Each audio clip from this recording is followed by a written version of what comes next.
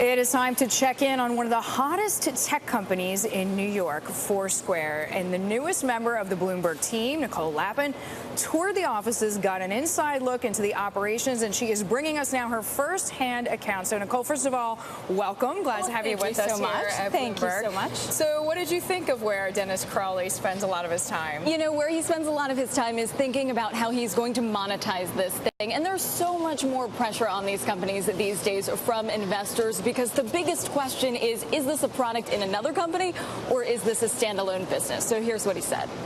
What we're finding that we're really good at is, in addition to helping people find the best places to go to, helping places find the best potential customers, find the best people. Yeah, so some of the monetization strategy there, and just one of the many things they're looking at, and we'll talk a little bit more about that tonight on Bloomberg West. Yeah, so we're definitely going to tune in for that whole interview. But in the meantime, I was just curious because there's so many startups here, and we know there's kind of a dual city race, like which has more hot startups, either New York or Silicon Valley. Did Dennis tell you anything about how split he feels? Anyway, it's like sharks and jets, right? So he says he does not feel any pressure to move. They do have an office there. They actually, if you saw in some of the video from the new space they got, it's huge, and they also bought the second floor. So they're renting that part out, and when they do decide to increase headcount more, they'll just move on up.